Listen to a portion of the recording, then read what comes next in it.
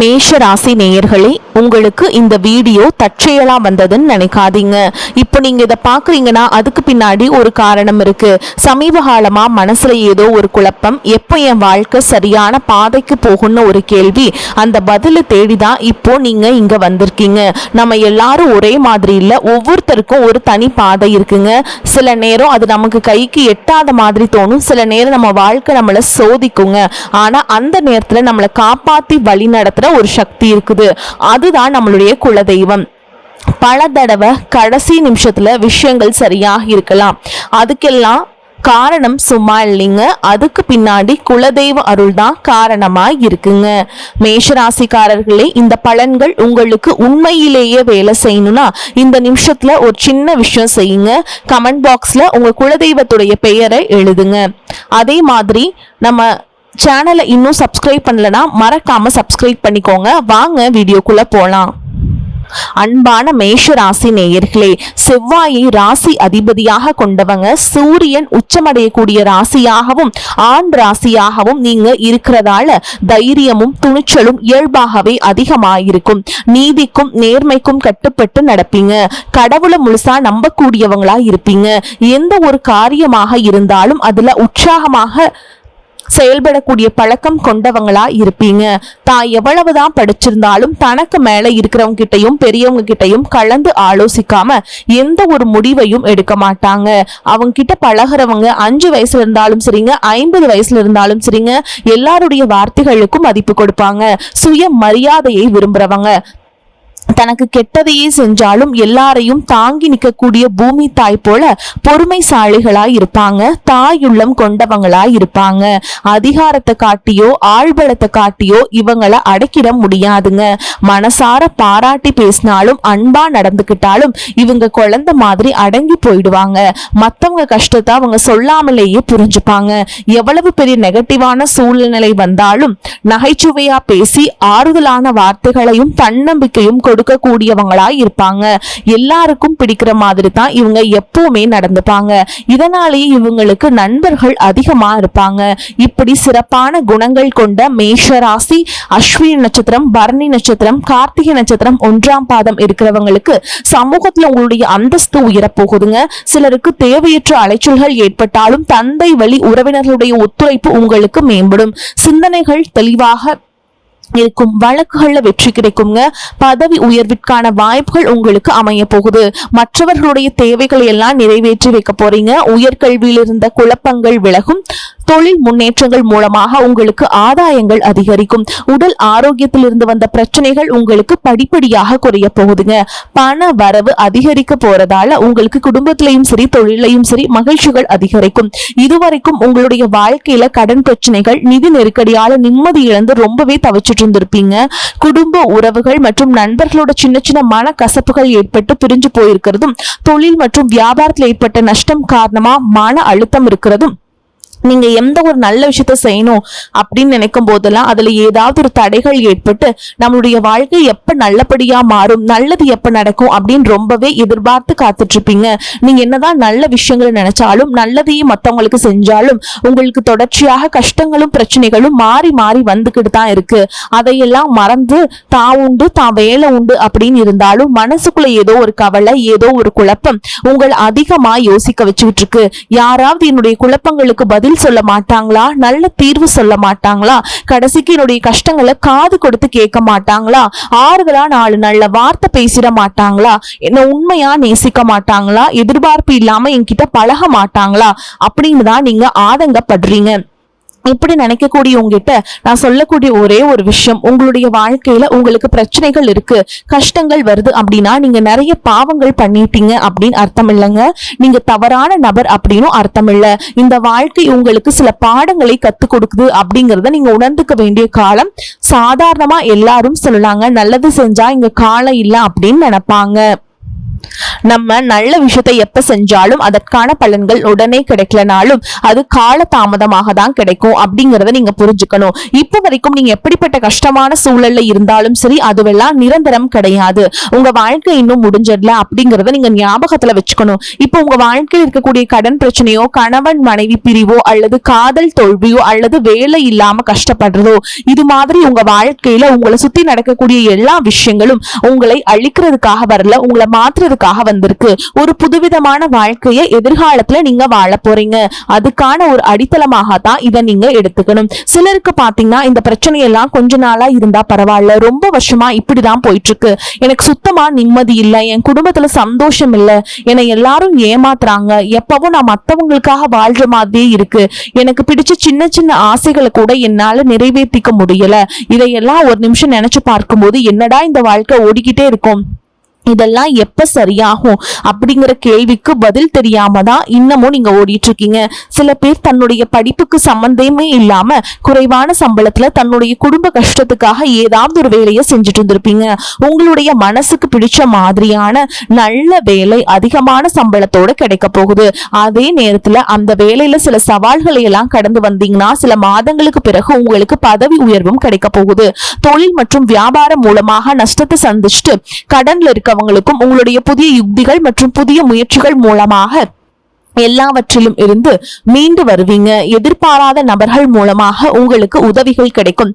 நல்ல வேலையாட்கள் கிடைப்பாங்க. உங்களுடைய பொருளாதாரம் உயரப்போகுது. குடும்ப வாழ்க்கை இனிமையாக இருந்தாலும் குழந்தை பாக்கியம் இல்லை அப்படின்னு கோயிலுக்கும் ஹாஸ்பிட்டலுக்கும் மாறி மாறி போயிட்டு வந்திருப்பீங்க. சரியான புரிதலோடு சரியான மருத்துவ சிகிச்சைகள் மற்றும் குலதெய்வத்திற்கு பொங்கல் வச்சு வழிபாடு செய்வது, ஆரோக்கியமான விஷயங்களை செய்யறதன் மூலமா இந்த வருடத்தின் இறுதிக்குள்ள நிச்சயமா உங்களுக்கு குழந்தை பாக்கியம் கிடைப்பதற்கான வாய்ப்புகள் இருக்கு.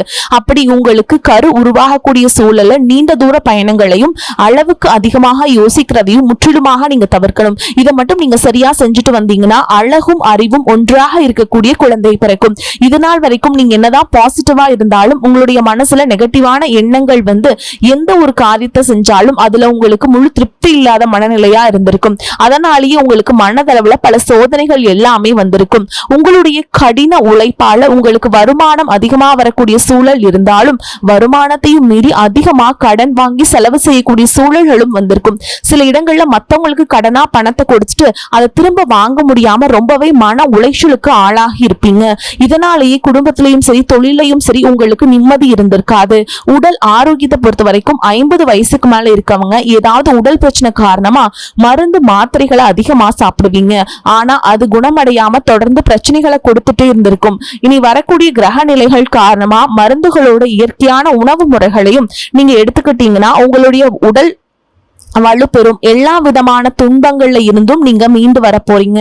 உங்களுடைய வாழ்க்கையில மத்தவங்க அவங்களுடைய சுயநலத்துக்காக தெரிஞ்சு உங்களுக்கு சில துரோகங்களை எல்லாம் செஞ்சிருப்பாங்க. மத்தவங்க செஞ்ச தப்புக்கும் நீங்களே பழியேத்துக்கிற மாதிரி இருந்திருக்கும். ஒரு விஷயத்த நல்லா புரிஞ்சுக்கோங்க, சிலரை மாத்த முடியாது, ஆனா நம்மள நாம மாத்திக்க முடியும். உங்களுடைய வாழ்க்கையில ஒவ்வொரு நிலையிலையும் ஒவ்வொரு நாளும் ஒவ்வொரு செயலுக்கும் ஒவ்வொருத்தருடைய விமர்சனத்துக்கும் பதில் கொடுத்துட்டு இருக்க முடியாது. இயற்கைக்கும் கடவுளுக்கும் நம்மளுடைய மனசாட்சிக்கும் உண்மையாக இருந்து யாரோட மனசையும் புண்படுத்தாம நம்ம அடுத்த நிலையை நோக்கி போயிட்டே இருக்கணும். நீங்க பெருசா மதிச்ச சில உறவுகள், உயிராக நினைக்கக்கூடிய சில மனிதர்கள், எதிர்காலம் அப்படின்னு நினைச்சிட்டு இருக்கக்கூடிய குழந்தைகளும் ஆதரவா இருக்கக்கூடிய குடும்பமுமே உங்களுக்கு பல கஷ்டங்களை எல்லாம் கொடுத்திருக்காங்க. இவ்வளவு வழிகளையும் வேதனைகளையும் கடந்து இன்னும் நீங்க ஓரளவுக்கு நல்லா இருக்கீங்கன்னா அதுக்கு மிக முக்கியமான காரணம் நீங்க கடவுள் மேல வச்சிருக்கிற நம்பிக்கையும் இதுவரைக்கும் நீங்க செஞ்ச நல்ல விஷயங்களும் தான் காரணம் அப்படிங்கறத புரிஞ்சுக்கோங்க. உங்களை பொறுத்த வரைக்கும் இந்த வாழ்க்கையில நீங்க பெருசா எதையுமே ஆசைப்படல. ஆரோக்கியமான சாப்பாடு, தனக்குன்னு சந்தோஷமான நல்ல ஆரோக்கியமான சாப்பாடு, தனக்குன்னு சந்தோஷமான நல்ல குடும்பம், மனசுக்கு பிடிச்ச வீடு, தேவைகளை எல்லாம் பூர்த்தி செய்யக்கூடிய அளவுக்கு வருமானம் கொடுக்கக்கூடிய வேலையோ தொழிலோ இது இருந்தா போதும். உடல் ஆரோக்கியமும் நிம்மதியான தூக்கமும் இருந்தா போதும் அப்படின்னு தான் நினைக்கிறீங்க. உங்களுக்கு இந்த அடிப்படையான விஷயங்கள் ஓரளவுக்கு கிடைச்சாலும் மனசுல நிம்மதி இல்லாததுனால உங்க முகத்திலையும் தேஜஸ் இல்லை. இதுக்கப்புறமாவது இந்த வாழ்க்கையை நல்லா என்ஜாய் பண்ணும் அப்படின்னு நீங்க ரொம்பவே நம்பிட்டு இருக்கீங்க. எதை செய்ய போனாலும் ஏதாவது ஒரு தடைகள் வந்து உங்களுடைய வாழ்க்கை வாழ்க்கையை முடிக்கிற மாதிரி இடைஞ்சலா இருந்திருக்கும். இக்கட்டான நேரத்துல யாராவது எனக்கு சின்ன ஒரு உதவி செய்ய மாட்டாங்களா, என்னை கை கொடுத்து தூக்கி விட மாட்டாங்களா அப்படின்னு எத்தனையோ முறை கடவுள்கிட்ட நீங்க வேண்டுதலா வச்சிருப்பீங்க. உங்களுடைய அத்தனை வேண்டுதல்களும் இனி பழிக்க போகுது. இதுவரைக்கும் வாடகை வீட்டுல இருந்திருப்பீங்க, அதனாலேயே உங்களுக்கு திருமணம் சில நேரங்களில் தடைபட்டு இருந்திருக்கும். அதை நேரடியா சொல்லாம ஜாதகம் சரியில்லை, பொருத்தம் இல்லை, அரசாங்க வேலை இல்லை, பெற்றோர்கள் சரியில்லை அப்படின்னு ஏதோ ஒரு காரணத்தை சொல்லி தட்டி கழிச்சுட்டு போயிட்டு இருந்திருப்பாங்க. நீங்களா காதலிச்சா கூட அவங்களும் ஏதாவது ஒரு சந்தர்ப்பத்துல எங்க அப்பா அம்மா ஒத்துக்கல, எனக்கு உன்னைய பிடிக்கல அப்படின்னு கடைசி நேரத்துல ஏமாத்திட்டு போகக்கூடிய சூழலும் இருந்திருக்கும். இனி வரக்கூடிய காலங்கள்ல உங்களுக்கு நல்ல வேலை வாய்ப்பும் அமையும் பொழுது அந்த இடத்துல உங்களுடைய திறமைகளுக்கு மதிப்பு கொடுப்பாங்க. உங்களுடைய நிர்வாகத்திறன் மற்றும் தலைமை பண்பு அதிகரிக்கும். மற்றவங்களுடைய மதிப்பும் மரியாதையும் வைக்கிற மாதிரியான செயல்களை செய்வீங்க. துணிச்சலான முடிவுகளை எடுப்பீங்க. இதுவரைக்கும் பொது இடங்கள்ல நல்ல விஷயங்களை செய்யறதுக்கு கொஞ்சம் தயங்கி நின்று இருப்பீங்க. ஆனா அப்புறமா நீங்க துணிந்து செய்ய போறீங்க. இதன் காரணமா உங்களுக்கு போட்டியாளர்கள் யாருமே இருக்க மாட்டாங்க, எதிரிகள் யாரும் குறுக்க வர மாட்டாங்க. உங்களுடைய முன்னேற்றத்தை தடுத்து நிறுத்த இங்க யாரும் இருக்க மாட்டாங்க. புதனும் சுக்கிரனும் உங்களுடைய பேச்சு திறமைக்கு காரணமா இருக்க போறாங்க. இதுவரைக்கும் நீங்க பேசின பேச்சை விட நீங்க எல்லார்கிட்டையும் நம்பிக்கையோடு பேச போறீங்க. உங்களுடைய பேச்சுல ஒரு காந்த சக்தி இருக்க போகுது. புத்திசாலித்தனமான முடிவுகளை எடுக்க போறீங்க. உங்களுடைய நண்பர்கள் வட்டம் விரிவாக போகுது. குடும்பத்துல நெருங்கிய உறவுகள் மரணத்தால மன வலிமையை இழந்து ரொம்பவே கஷ்டப்பட்டு இருந்திருப்பீங்க. இதற்கு பிறகு மன வலிமையோடு எல்லா காரியங்களையுமே நீங்க செய்ய போறீங்க. குரு பெயர்ச்சிக்கு பிறகு உங்களுக்கு நல்ல வாழ்க்கை துணை அமைய போறாங்க.